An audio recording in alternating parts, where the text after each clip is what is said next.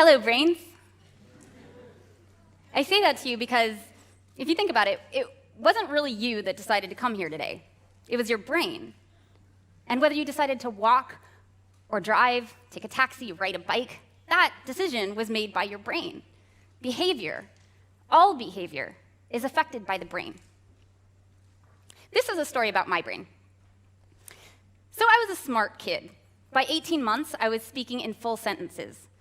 By third grade, I was scoring post-high school on standardized tests. I had, as all my teachers agreed, so much potential. I was also struggling. I didn't have any friends outside of books. I was easily overwhelmed. I spaced out in class. I lost things constantly.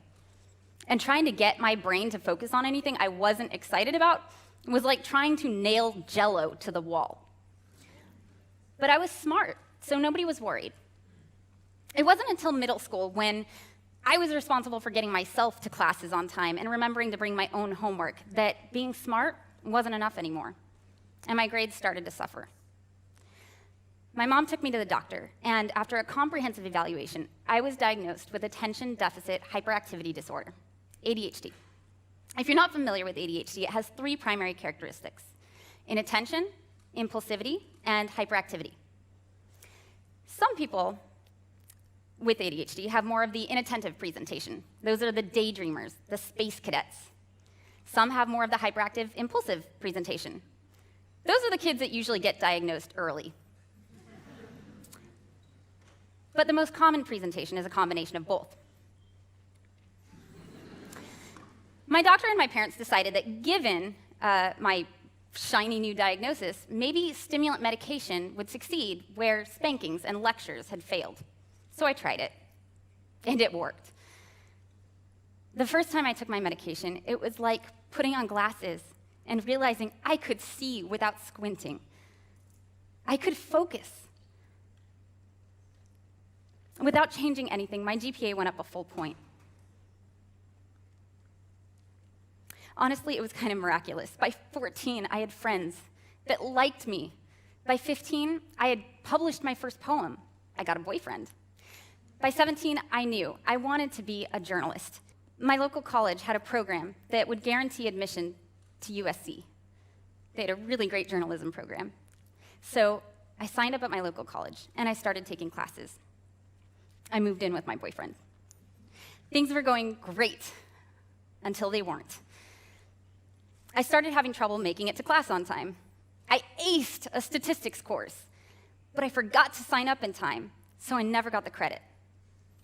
I took classes so I could help my boyfriend with his career, but I completely lost sight of mine. I never made it to USC. By 21, I dropped out of college and moved back home. Over the next 10 years, I started and quit or was fired from 15 jobs. I ruined my credit. I got married and was divorced within a year. At this point, I was 32, and I had no idea what I was doing with my life, besides reading self-help books that didn't seem to be helping.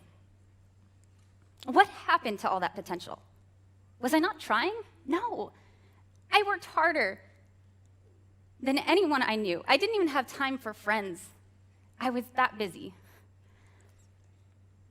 I had potential, though, so my failure was clearly my fault. I just hadn't done what I needed to do to reach it, and honestly, I was tired of trying, putting more effort into life than everyone else, and falling farther and farther behind. At this point, I could have given up on myself. I could have decided that everyone who thought I had potential was wrong. But I didn't, because I knew that it was my behavior that had gotten me here. And behavior is affected by the brain. And my brain has ADHD. Looking at my behavior, I knew, even with medication, even as an adult, my ADHD was still interfering with my life. What I needed to know was how and why, and more importantly, what could I do about it? I started to do some research. And I found a lot of great information.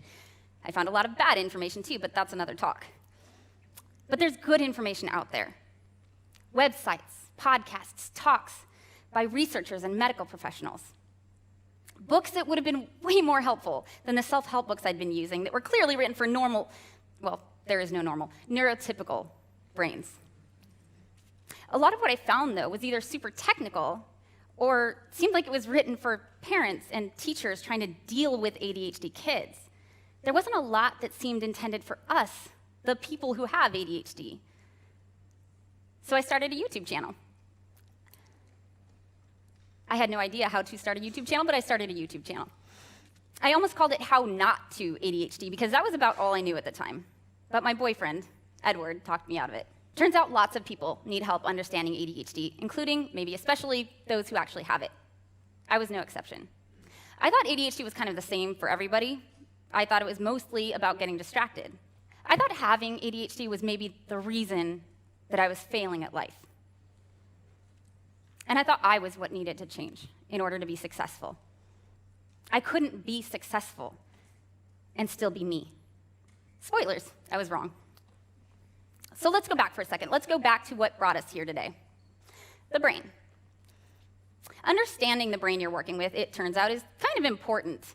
And that's true whether that brain is your employees, your students, your kids, your significant others, or your own. ADHD affects between 5 and 8% of the global population, which means, statistically speaking, there's between 37 and 60 of us just in this room.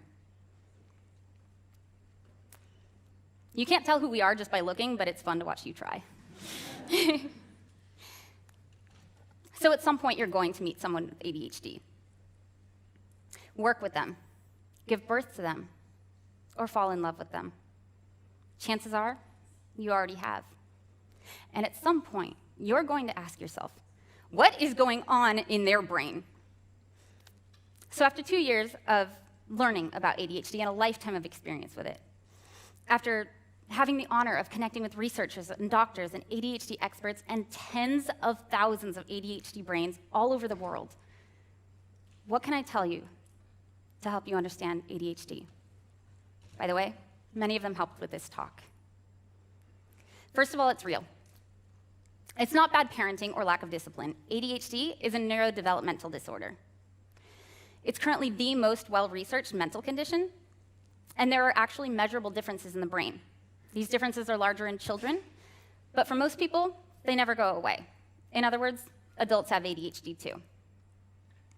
While rates of ADHD diagnosis are increasing, it's not because of an increase in sugar or technology or lack of spanking. It's not. Any more than people drowning in swimming pools is because of Nicolas Cage. Correlation does not equal causation. Those are real numbers. It's from both an increase in understanding that ADHD exists, that girls, adults, and gifted students can have it too. And ironically, a lack of understanding that being hyper, misbehaving, or struggling in school does not mean you have ADHD. ADHD is more serious than I realized. The primary characteristics in inattention, impulsivity, and hyperactivity don't sound all that serious, and I didn't think that they were, but in real life, they translate to people getting into more accidents, being more likely to get fired, get divorced, significantly more likely to struggle with addiction. I learned that ADHD is on a spectrum. Raise your hand if you've ever lost your keys or spaced out in the middle of a lecture. If you're not raising your hand, I'm going to assume you spaced out in the middle of this one. The thing is, while everyone experiences ADHD symptoms sometimes, an actual diagnosis is based on how many of those symptoms significantly and chronically impair multiple aspects of your life. Just like you can get sad and not have depression, you can get distracted and not have ADHD. And just like you can have mild depression or severe depression, ADHD can range from mild to severe. I also learned ADHD is a terrible name for ADHD. It creates a lot of confusion. We don't have a deficit of attention. What we have trouble with is regulating our attention. As ADHD coach Brett Thornhill puts it, it's like your brain keeps switching between 30 different channels and somebody else has the remote.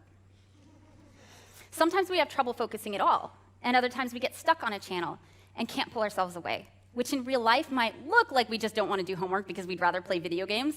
And sure, sometimes that's the case. But the truth is, there are plenty of times we want to be able to focus. We try, and we just can't. Current understanding is that this difficulty has to do with the way our brains produce and metabolize neurotransmitters like dopamine and norepinephrine.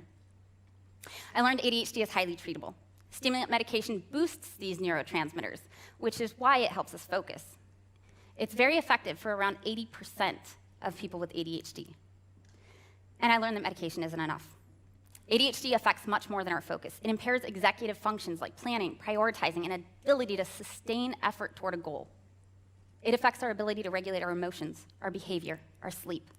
It's not one program in our brain that it works differently. It's the whole operating system. It can affect every aspect of our lives. And there are a ton of strategies out there that can help. Cognitive behavioral therapy, coaching, even meditation or regular exercise can make a huge difference, understanding your brain. I knew I had trouble focusing, and I knew my medication helped with that. What I didn't know was that getting overwhelmed all the time had to do with poor working memory, and that making lists helps. Or that the reason I ran late all the time wasn't because I didn't care. It's because ADHDers have a skewed sense of time, and that using a timer could teach me how long things actually take. Mostly I expected to learn what I actually learned, that ADHD is real, addressing it is important, and medication is not enough. What I didn't expect to learn, that I wasn't alone. I had an ADHD tribe. What a difference it would make to connect with it.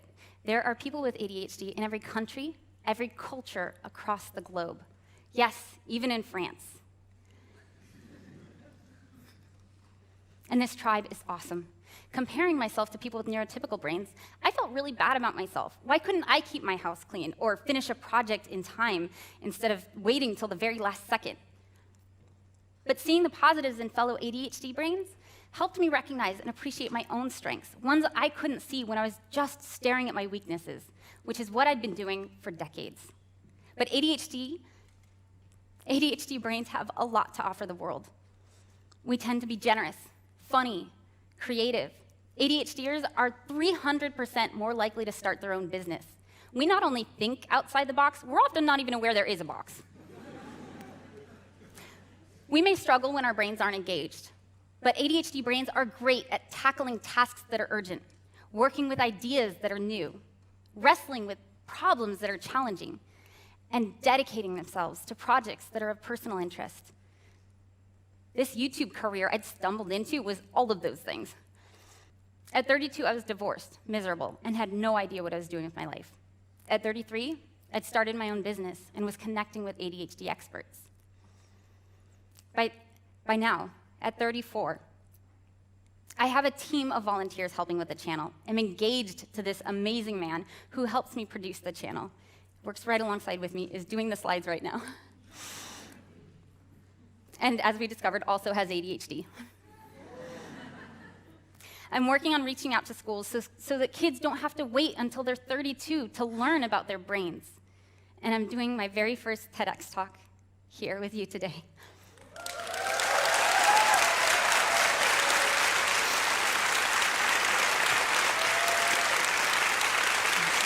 But wait, there's more. Wait. That did sound like the end of the speech. I'm sorry, it's not.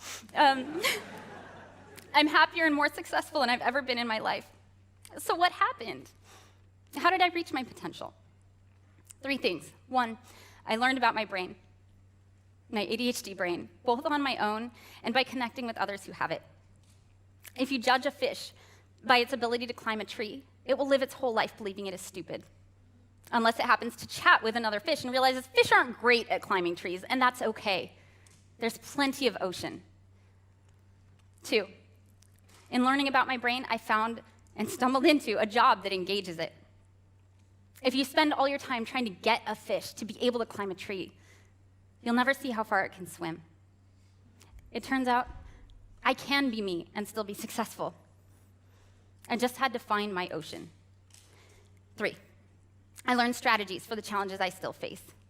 I have no fish analogy for this one, I'm sorry. I guess I learned how to swim. Once you know what your brain's challenges are, you can find solutions to them. Once you look past the stereotypes and assumptions about people with ADHD and dig deeper, you learn what ADHD actually is. It's not people who won't stop fidgeting or getting distracted.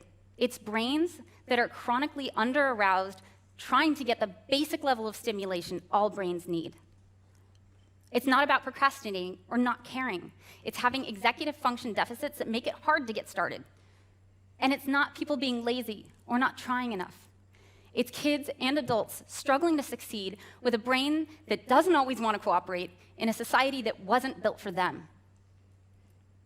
Society is our user's manual.